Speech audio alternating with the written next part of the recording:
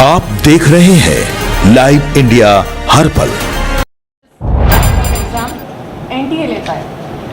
अब सबको दिख रहा है कि नीट पेपर लीक, लेकिन जो एजेंसी एग्ज़ाम कंडक्ट करा रही है वो सिर्फ नीट का एग्ज़ाम कंडक्ट नहीं करा रही है, वो कई सारे एग्ज़ाम कंडक्ट करवाती है। तो आप सोचिए कि एक अगर तिजोरी चाबी खोल के अगर चोरी कर लिया गया रखवाला के द्वारा, तो बाकी जो संदूक है उस पर वैसे लोग को जिम्मेदारी दे, ये उचित है क्या?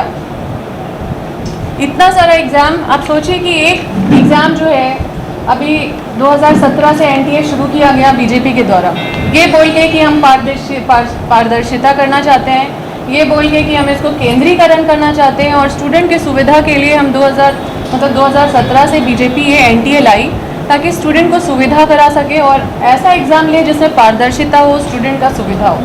अब स्टूडेंट को तो ये दुविधा में डाल दिए कि ये पारदर्शिता कैसा पारदर्शिता है और सुविधा किसके लिए है। 23 लाख बच्चे प्रभावित हुए हैं इस साल और आप देख रहे हैं कि 2020 से लेकर अभी तक लगातार पेपर लीक का मामला, ये नीट का मामला चलता आ रहा है। तो क्या ये घोटाला सिर्फ नीट में हो रहा है, बाकी मतलब ये जो एनटीए है बाकी जगह घोटाला नहीं कर रहा है? एक चीज़ का अगर पर्दाफाश हो रहा है तो क्या ये आप लोग जवाब दे सकते हैं कि क्या इस पे नहीं हो रहा होगा? और एक एग्ज़ाम कराने में आप सोचिए कि 23 लाख बच्चों का भविष्य बर्बाद हुआ है।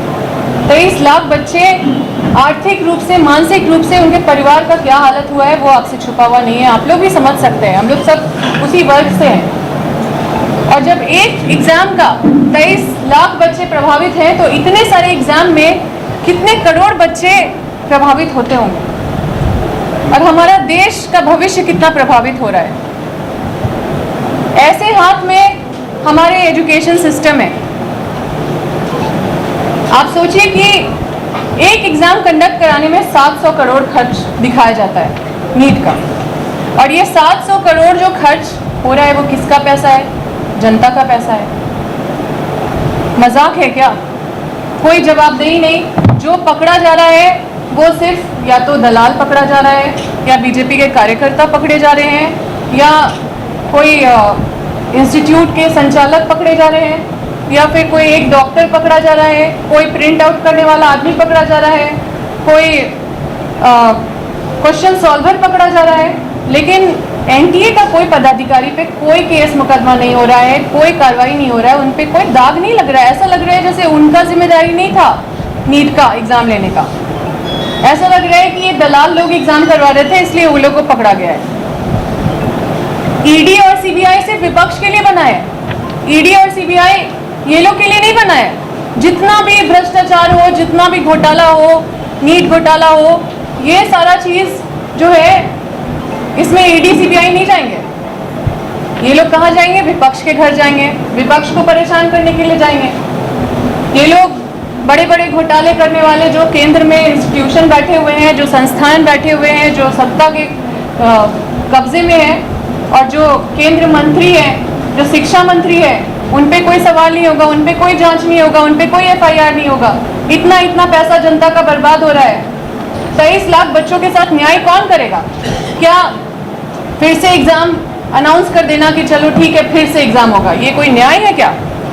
न्याय मिल गया क्या 23 लाख बच्चों को इस तरह से? और ये 5 साल से जो नीट का जो मामला चलता आ रहा है, जो हमेशा मतलब आप लोग सुन रहे हैं कि 2020 में भी, फिर उसके बाद 2021 में भी, 22 में भी, इस तरह से लगातार जो 2026 तक हम लोग नीट का पेपर लीक मामला सुने। आज तक किसी पे भी सुने कोई एनटीए के पदाधिकारी पे कोई कार्रवाई हुआ है? कभी सुने हैं कि कोई शिक्षा मंत्री के ऊपर या कोई उनके मंत्रालय के कोई अधिकारी पे कोई कार्रवाई हुआ है? इन पे कोई दाग नहीं आएगा, इनकी कोई जिम्मेदारी नहीं है, कोई जवाबदेही नहीं है। अगर कुछ कार्रवाई होगा तो ये छोटे छोटे लोग पे होगा। तो आप सोच लीजिए कि किस तरह का ये जांच कर रहे हैं और किसको बचाने के लिए जांच कर रहे हैं। क्या इस तरह की जांच पे हम विश्वास करेंगे? ऐसे होता है जांच? ऐसे होती है कार्रवाई? अब तरह से ये लोग लोगों को बेवकूफ़ बना रहे हैं। और अब देखिए कि कैसे ये लोग पूरा शिक्षा मतलब एजुकेशन सिस्टम को पूरा एजुकेशन टेररिस्ट लोग मिल के पूरा बर्बाद किए हुए हैं। एजुकेशन को टेररिस्ट का एकदम टेरर का धंधा बना लिया है। आज पूरे देश का भविष्य खराब हो रहा है और चीफ जस्टिस ऑफ इंडिया जो है, हमारे माननीय चीफ जस्टिस ऑफ इंडिया महोदय जो है वो स्वतः संज्ञान नहीं लेते हैं इन सब चीज़ों पे और स्टूडेंट को कॉकरोच बोलते हैं कि कोई कुछ मिलता नहीं है, कोई काम धंधा स्टूडेंट को, तो वो मतलब कोई भी उल्टा पुल्टा काम करते हैं या फिर कुछ भी कोई भी उलूल जुलूल काम करते हैं, इसी तरह से हल्का हल्का बयान देते हैं। क्या सुप्रीम कोर्ट ने स्वतः संज्ञान लिया एनटीए के घोटाले पे? और अभी देश भर में क्या चल रहा है? एमएमएम चल रहा है। देखिए ना कितना अच्छा बैठ भी रहा है, एमएमएम, मोदी मेलोनी मेलोडी, यही चल रहा है। तो नीट के ये पेपर लीक वाले मामले में जितने बच्चों का भविष्य बर्बाद हुआ है, जितने स्टूडेंट्स प्रभावित हुए हैं, हम सभी स्टूडेंट्स से आग्रह करते हैं कि आप लोग सब एक एक पैकेट मेलोडी ले लें और प्रधानमंत्री जी के आवास में एक एक पैकेट मेलोडी भेज दें, क्योंकि वो विदेश में इस खुशी को बांट रहे हैं मेलोनी के साथ। आप उनके घर में मेलोडी भेजें और स्टूडेंट का भविष्य के साथ किस तरह से खिलवाड़ कर रहे हैं उनको बोलिए कि जाके मुंह मीठा करेंगे मेलोडी खा के।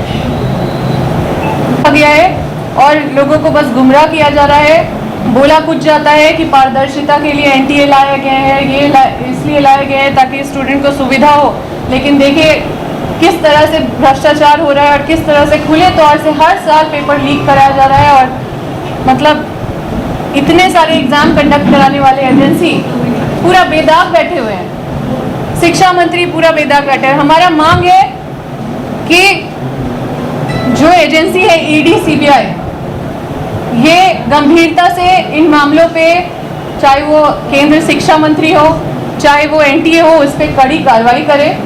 और मैं इनके इस्तीफे की मांग करती हूँ। जो सक्षम पदाधिकारी है सबका इस्तीफा का मांग करते हैं हम।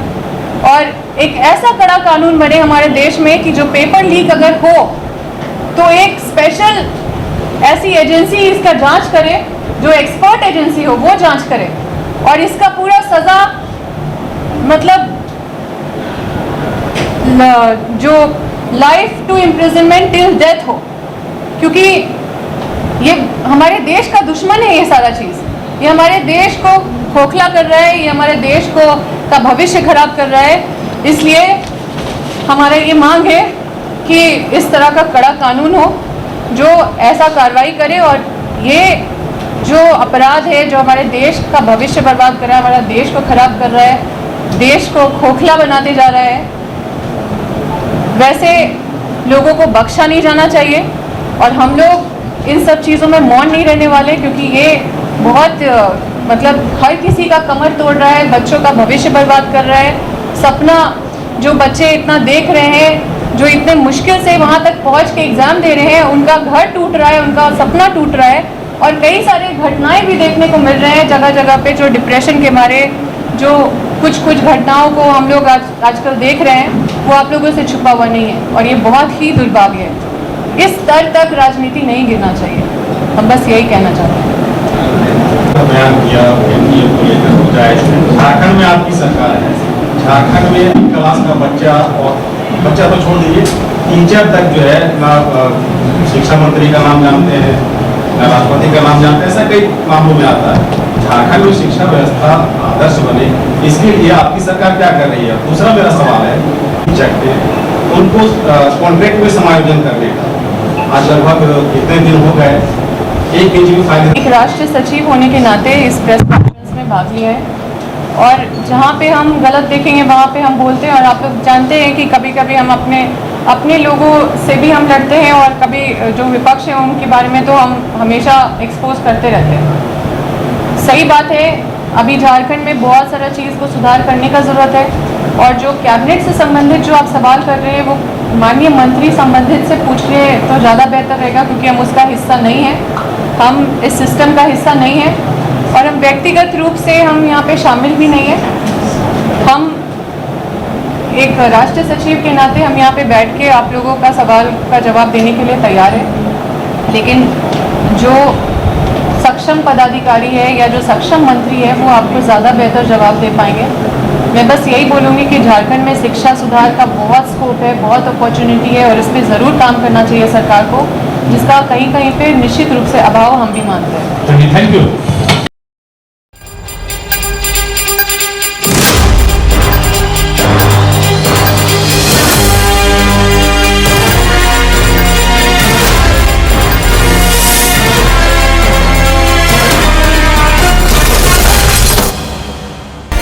आप देख रहे हैं लाइव इंडिया हर पल।